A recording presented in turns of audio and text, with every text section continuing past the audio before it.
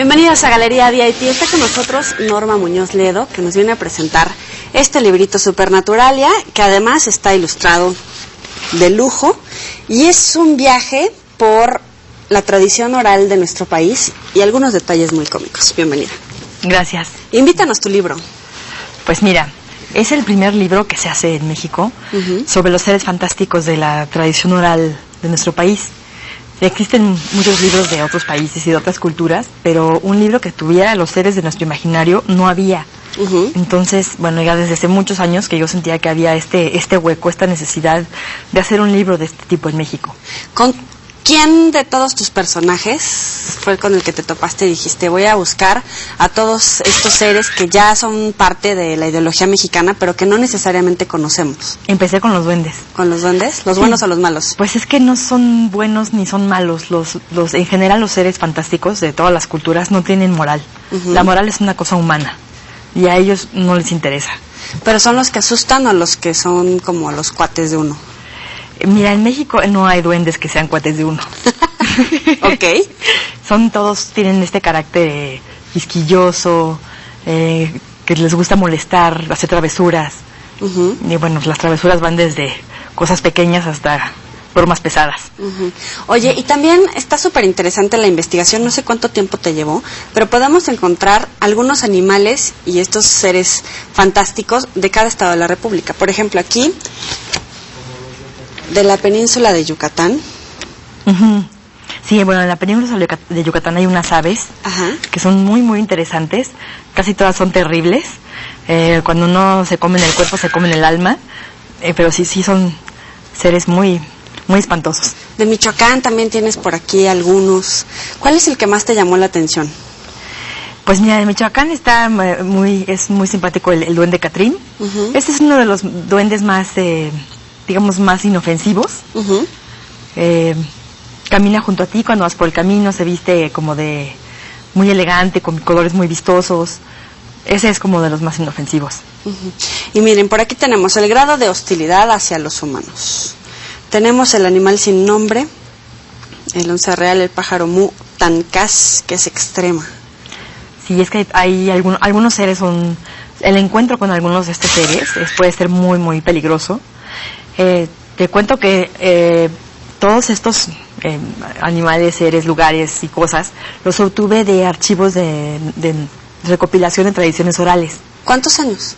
Pues fueron 7 años, el tiempo que llevó a hacer el libro, entre la investigación, escribirlo, reescribirlo, porque sí fue un libro que tuvo varias reescrituras, y también, bueno, toda la cuestión de la ilustración y el diseño, pues de punta a punta fueron 7 años. Pero es un tema que pues hace ya más tiempo que me tenía con la inquietud y que yo había estado investigando. Tu tradición oral, entonces, ¿cómo era? O sea, llegabas y le decías a la gente, le preguntabas acerca de su tradición oral y de ahí tomabas esa Algunas idea. historias sí las recopilé así, pero otras fui a archivos que ya tienen esas historias recopiladas, porque sí es un trabajo que, por ejemplo, CONAFE ha hecho una labor muy interesante en ese sentido, que envían a gente que es experta a todos los rincones del país. Algunos son filólogos, otros son antropólogos. En el caso de CONAFE también los instructores comunitarios. Entonces recogen las historias de todos lados y las tienen en archivos. Normalmente es un español muy sencillo, así muy pobre. Tienes que, en algunas ocasiones tuve que leer las historias en voz alta para entender qué era lo que estaba escrito, porque por ejemplo no hay separación entre palabras, ni tampoco hay ninguna clase de reglas de ortografía. Es un español de cuenta oral. Entonces, bueno, esa fue el primer vaciado de todo el material fue así, como pasarlo a un lenguaje que fuera correcto. Pero lo que es interesante es que la gente cuenta estas historias como crónicas testimoniales, en general. Te lo encuentras como, a mí me pasó, o a mi hermano le pasó, o a mi tío le pasó, o a alguien muy cercano. Y eso es conforme lo vas leyendo, es impresionante. Así como el chupacabras, la historia de la serpiente de las 1000 cabezas. ¿La de las 7 cabezas? Sí, la gente lo cuenta como historias testimoniales. El chupacabras sí fue uno de los que recabé en el sitio porque me tocó ir a Monterrey para promover otro libro y la gente empezó a platicarme de chupacabras. ¿Qué te contaban? Pues una persona me contó que en el municipio de Apodaca, en el rancho de su primo, lo habían visto y me contaban, me lo describían. Y así, las historias son así, una descripción y lo que sucedió. ¿Asustados todavía? Sí, sí, entre susto y como mucho respeto. Crédulos de toda esta tradición oral. Totalmente.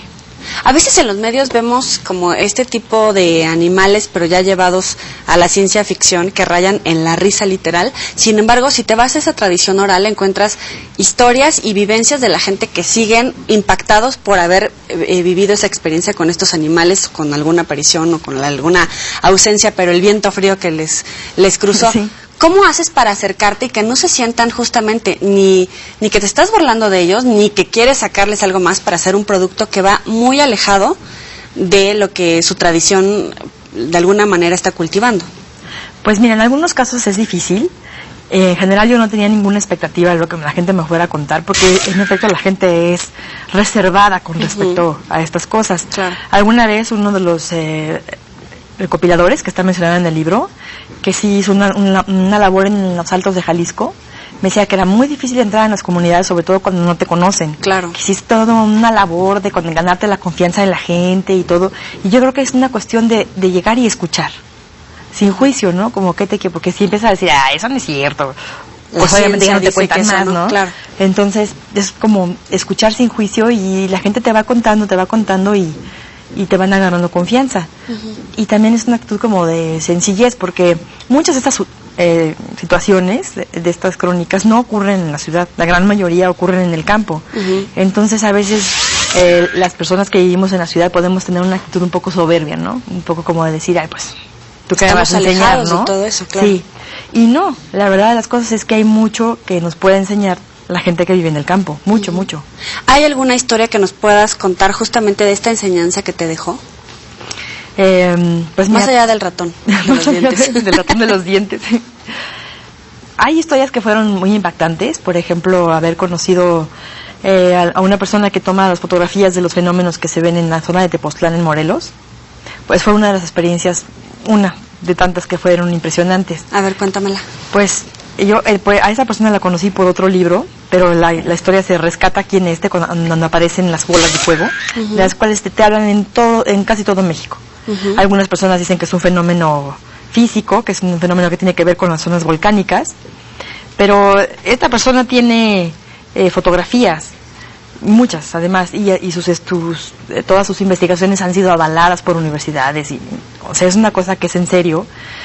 Y cuando te va enseñando y cuando te va contando, pues dices, es que, ¿qué es esto que pasa? Que no tiene una explicación como la quisiéramos, ¿no? Porque sí estamos muy acostumbrados a una comprobación de las cosas, ¿no? Sobre todo ponerlo en tela de juicio, y si los científicos dicen que no. Que no, entonces, o que te dicen que, por ejemplo, de estas bolas de fuego, uno de los ilustradores decía, es que yo sé, a mí ya me explicaron que es un fenómeno que ocurre donde están los volcanes y no sé qué. Y ya le enseñaba las fotos y me decía, sí está raro, ¿no? Porque las fotos son objetos muy reales, no son una bolita ahí luminosa que pudiera ser producto de un gas. Y en tu caso, de alguna manera estás contribuyendo a preservar la tradición oral, ahora escrita, pero acercarnos a estos materiales que no necesariamente nosotros sabemos que existen, y mucho menos lo tenemos reunido en un documento que ya ha sido probado, investigado, y que tiene el apoyo de tantos personajes dedicados a este tema. Sí. Definitivamente se conserva una cosa que está, pues mira, no sé decirte si está en vías de extinción este material, esta tradición, porque yo creo que las historias se siguen contando. Sin embargo, sí hay muchos factores que influyen y que puede hacer que en un tiempo, pues, quizás ya no se cuenten igual. Por ejemplo, muchas historias las cuentan los viejos. Y la gente joven está migrando. Entonces ya los jóvenes ya no están viviendo en las comunidades y ya los viejos no tienen a quién contarles esas historias. Incluso mucha gente te dice, es que sí, esa historia la contaba mi abuelita. Entonces, sí, bueno. Que es una cosa que se tenía como en los abuelos, en los bisabuelos, pero que probablemente se pierda por esa razón, porque ya no están los jóvenes, ya no hay quien les escuche. Y es súper rico, porque eso también es México. Es un México, profundo, variado, que cuando las leemos como que a todos nos toca, y de verdad es constante que la gente llegue y me diga, es que eso lo cuenta mi abuelita, eso se dice en mi pueblo. A cada rato la gente llega y me dice, no, bueno, es que yo soy de Oaxaca y en Oaxaca sí se cuentan los sombrerones, y yo soy las personas de Mérida, bueno, sí, todo el mundo ha visto una luz. Entonces sí, es difícil que se pierda todo, pero probablemente haya cosas que sí no se conserven. Y además tuviste el apoyo de Helguera y de Hernández para hacer todas estas ilustraciones.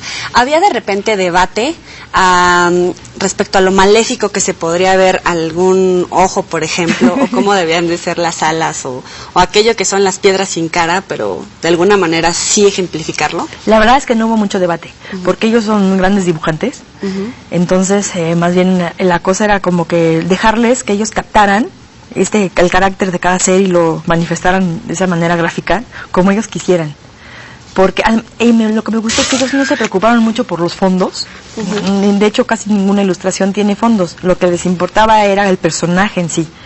Una que otra ilustración sí tiene como un fondo representativo, como la rumorosa, ¿no? Que son unas piedras muy particulares, una zona muy especial, pero en general fueron siempre los personajes y sus características, y eso me gustó.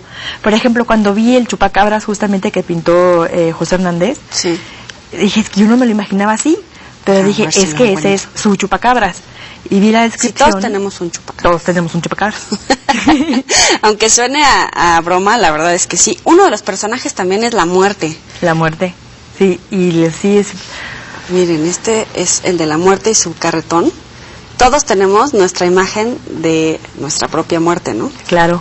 Y es bien diferente, pero más allá del miedo que le puedes tener, el respeto, de alguna manera, mantenerte alejado del tema, pues también es una figura muy cercana al mexicano, a la tradición. Sí, inmensamente. Es una figura de la cual se cuentan muchas historias.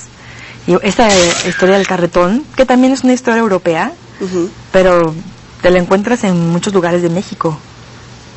Cuéntanos. Así es, también, bueno, también de la muerte está esto de los cortejos fúnebres, que son fantasmales, que en general a la muerte no debes verla. Esa es como una constante en las historias de la muerte, no debes verla, porque si la ves, pues te lleva. Y ahí puedes saber que ahí está, porque justamente sientes este frío tremendo, que se te erizan el cabello de la nuca, pero no debes verla. Y supongo que es común ese relato, ¿no? Los que han sentido la presencia, el peso, el frío. Sí. Así eso es muy común.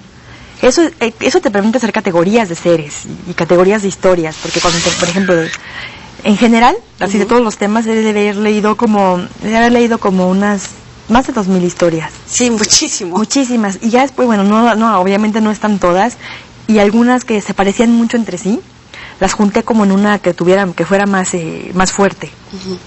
Y así pude hacer categorías. Por eso hay cuadros en donde dice qué duende, cuál es el grado de peligrosidad, qué comen, cuánto miden, sobre todo en el caso de los duendes. Y las brujas, que no necesariamente son las suegras de la actualidad.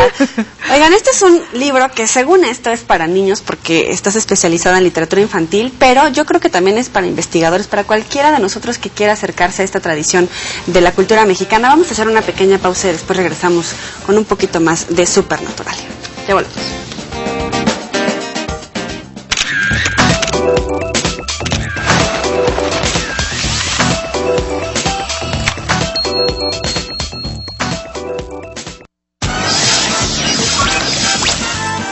¿Ves a su papá?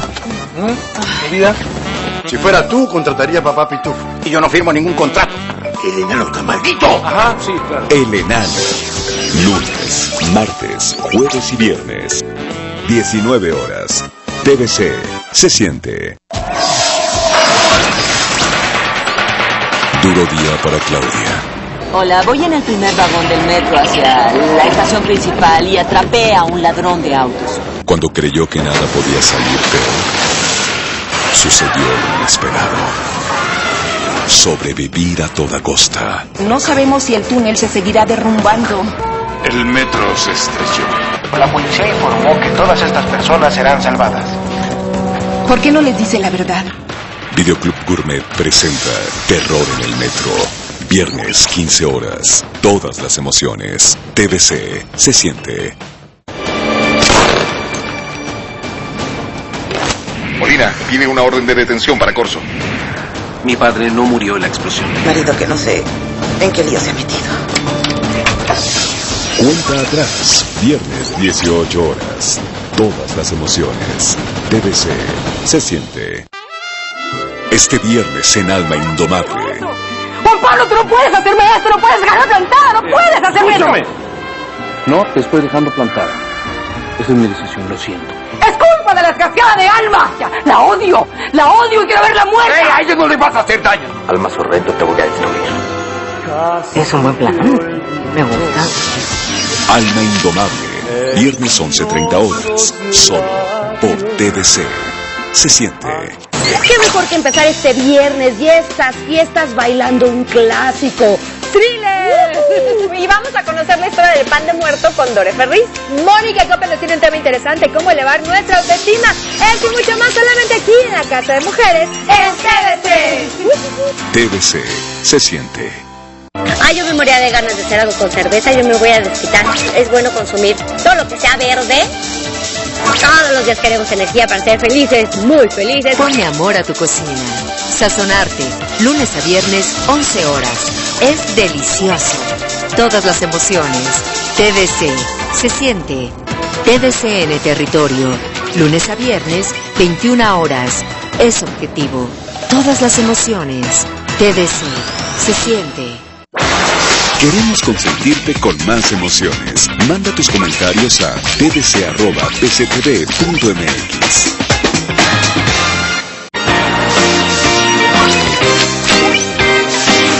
Estás viendo Galería VIP.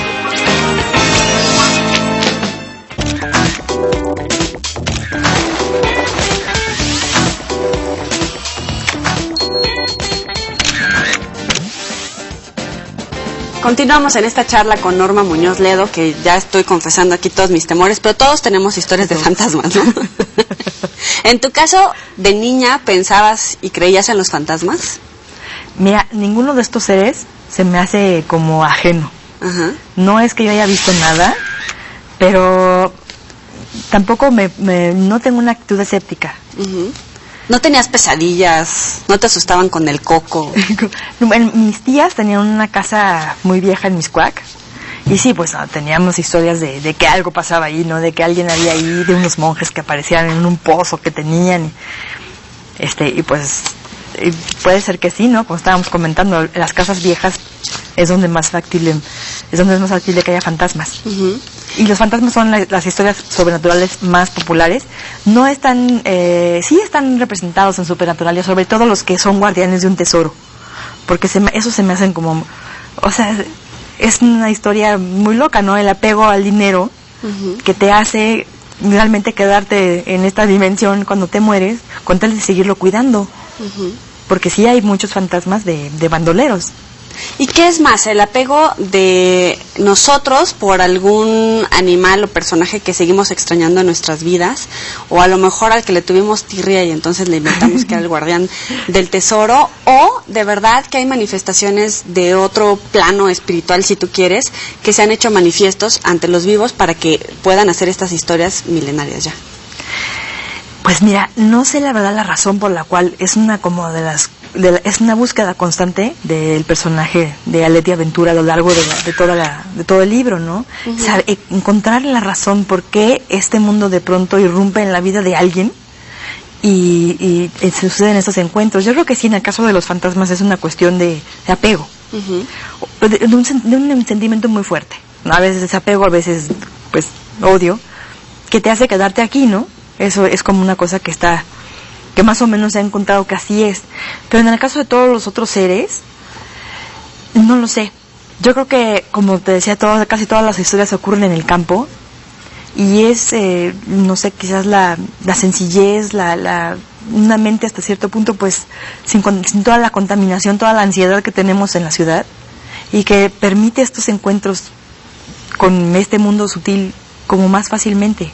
Tú escribes desde muy chiquita y también lees desde muy chiquita, pero ¿qué pasó primero? O sea, por tu mente tenías la idea de que existían estos personajes de todos tus libros para niños y entonces buscabas en un libro, o tú solita empezabas a escribirlos. No, desde que era muy chica me gustaba mucho leer cuentos de hadas, uh-huh, pero me gustaban las versiones verdaderamente las originales.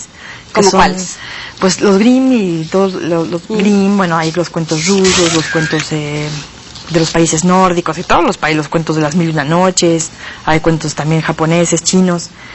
En todos estos Disneylandia estaba lejos de tus... Sí, no estaba, preferidas. digo, como cualquier niña yo también disfruto, pero no era la misma pasión por las princesas que ahora, ¿verdad? Pero, y no había DVD, y no había VHS, tenías la posibilidad de ver las películas tantas veces, no formaba parte de mi imaginario. Pero sí, bueno, en mi familia se leía mucho, mi mamá nos leía en las noches. A mí me leyó muy chica El maravilloso viaje de Nils Holgersson, en donde aparece un duende. Y ese libro sí como que abrió esta puerta de una manera muy importante. No solo a la literatura nórdica, que es muy particular, sino a este mundo en donde existen duendes y conviven con los humanos. ¿Qué particularidades tiene, por ejemplo, la literatura nórdica, la mexicana? También te fuiste a Londres, ¿no?, a estudiar. Sí, estudié en Warwick. Pues mira, yo creo que en su esencia, toda la literatura folclórica, por llamarle así, de todos los países, es muy parecida. Suele ser como muy cruda, en cierto sentido. Las cosas se dicen como son, las cosas pasan como son. Y son historias, algunas de ellas se llegan a rastrear hasta la edad de piedra. Que era cuando la gente se reunía en el fuego y se contaban las historias. Entonces, pues sí, se fueron conservando en algunos lugares más que en otro. La literatura nórdica tiene mucho que ver con su mitología. Y bueno, es una de las mitologías que más me gusta, porque los dioses nórdicos me caen bien. Y justamente además son los seres más conocidos que existen, porque los elfos, los trolls, todo el mundo los conoce. Los dragones, ¿de dónde son? Dragones hay en Europa y hay en China, en Asia. Sí. Aquí tenemos a Quetzalcóatl, que podría ser un dragón, porque es una serpiente emplumada. Okay. Y por ejemplo, en Inglaterra, ya en la licenciatura, ¿hay algo en esa formación que recibiste que te haya hecho dar pasos como este, o que te hagan ponerte un paso adelante respecto a todos los que escriben literatura para pequeños? No sé si en nuestro país haya una formación tan específica. Sí, hay algunos lugares que dan diplomados, eso como la Ibero, o que tienen el diploma, y hay cada vez más como escuelas de creación. Yo no creo que me dé una ventaja especial, porque todos los que escriben tienen su formación y tienen su propia experiencia. Y finalmente todos los que escribimos desde desde el corazón y desde la experiencia y de todo lo que te vas topando. A mí, en mi caso particular, sí me gustó mucho haber estudiado en Inglaterra. Fue una maestría, porque definitivamente si hay una literatura que integre esta tradición fantástica con cosas de la vida real, y que lo lleve a extremos de Harry Potter, pues es la inglesa, porque no solamente es J.K. Rowling, hay muchos autores. Está también Philip Pullman, el autor de La Brújula Dorada, obviamente, C.S. Lewis, Tolkien. Tienen una riqueza de autores que escriben género fantástico. Neil Gaiman. En diferentes etapas. En diferentes etapas, ¿no? Pero que integran toda esta tradición que tienen y que van encontrando, porque también, por ejemplo, Neil Gaiman no solamente escribe sobre su tradición, también viene a Estados Unidos y escribe sobre la tradición de Estados Unidos, como en esta novela de Los dioses americanos. Entonces, pero es una cosa que tiene la costumbre de hacer, y me parece que es muy rico. A veces pensamos que lo que es para los niños no tiene mayor gracia que escribir El Capital. ¿Es así? No, al contrario. Al contrario, porque, pues mira, platicando con niños, o estando así cerca de la experiencia, pues en general, de la infancia, te das cuenta que, pues, tienen la misma inteligencia que tiene cualquier persona. Además están muy despiertos. Muchas veces siento que nos dan 3 vueltas a los adultos. Y al contrario, están como ávidos de muchas cosas, y tienen muchos intereses y tienen muchas maneras de llegar a esos intereses, porque las redes sociales y el internet y todo eso les abre todas las puertas del mundo. Y pues sí, son lectores muy muy despiertos, y tienen el reto de que justamente compites con todos los medios electrónicos. Entonces, si no logra ser interesante el libro, pues lo avientan porque hasta el programa de tele, digo. De paso. Sí. Y además es la difícil tarea de hacerles creer algo que cuando termine el libro le tienes que decir, solo es un libro. Pero te voy a decir, cuando escribes ficción, ese es el entendido, es un juego, y tú sabes si le entras. Entonces cuando le entras, cuando acabas, te quedas pensando, ¿qué tal que fue verdad? Claro. ¿Te pasó alguna vez? Sí, me pasa constantemente y yo creo que ese es como el reto de un escritor, que realmente haga que te lo creas. Cuando alguien viene y me dice, oye, ¿esto te pasó? O ¿cómo le haces para que yo me lo crea? Entonces me doy cuenta de que hice lo que tenía que hacer.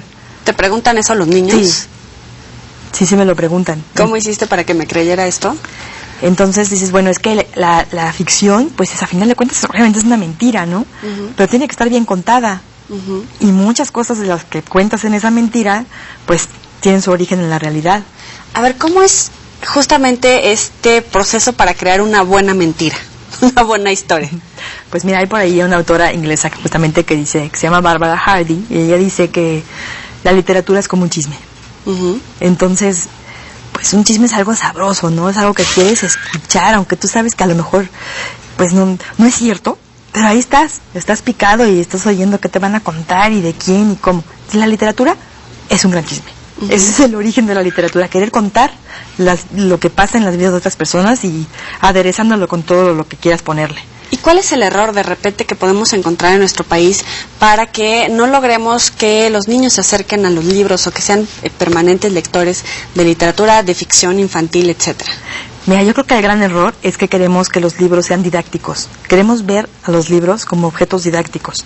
Han llegado maestras que me han contado de algún libro y me dicen, oye, es que usamos tu libro para estudiar los campos semánticos. No, los libros son para disfrutarse, son una experiencia estética. Pero es como, muchas veces se le compara a lo que está escrito con la cultura, la educación, como si el peso de toda la historia estuviera ahí en cada libro y de toda la educación. Y no, o sea, yo creo que los libros son para divertirte, finalmente son para tener un momento de esparcimiento y ya no importa el mensaje, no importan los campos semánticos, no importa nada. O sea, el chiste es que te entretengas. A veces le pregunto a los maestros, oye, cuando tú vas a una obra de teatro que te encanta o vas al museo y ves una pintura o a un ballet y cuando sales alguien te pregunta, ¿qué aprendiste? ¿Cuál fue el mensaje? Pues sí. No, es una cosa que vas y disfrutas y te emocionas y ya ahí se quedó.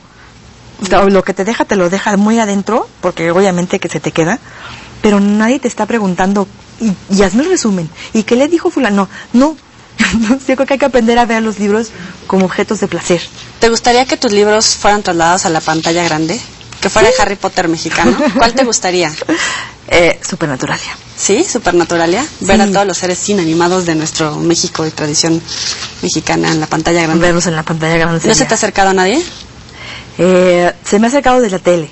Sí, he tenido ahí una propuesta que tenemos que platicar, pero de cine todavía no. Vamos a ver si después de esta galería llega el cine. Vamos a la sección de los 7 pecados. Te voy preguntando cada uno. Tú me dices lo que se te ocurre.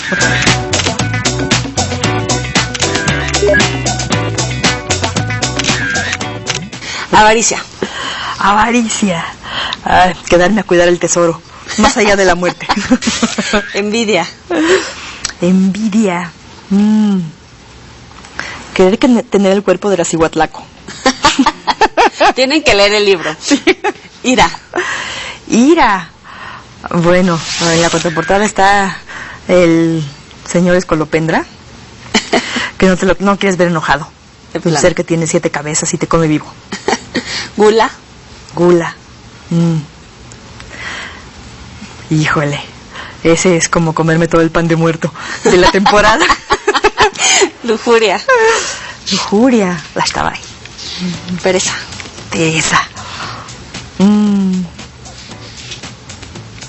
Dormir un mes seguido. Soberbia. Soberbia es justo algo que me di cuenta mucho haciendo este libro, creer que lo sabes todo, nada más porque vives en la ciudad. ¿Cuál es el libro que lees de literatura infantil que te sigue ayudando ahora en tu vida de adulto? Pues mira, el único libro, no diría que es literatura infantil, sí, es obviamente de género fantástico, que he leído varias veces en mi vida, es El Señor de los Anillos. Bueno, pues ya, está la recomendación de nuestra parte para que lean Supernaturalia y de tu parte pues para echarle un ojito también a El Señor de los Anillos. Norma Muñoz Ledo, muchas gracias por estar aquí con nosotros. De nada. Aquí en Galería VIP. Lean, por favor, nos vemos la próxima pasada.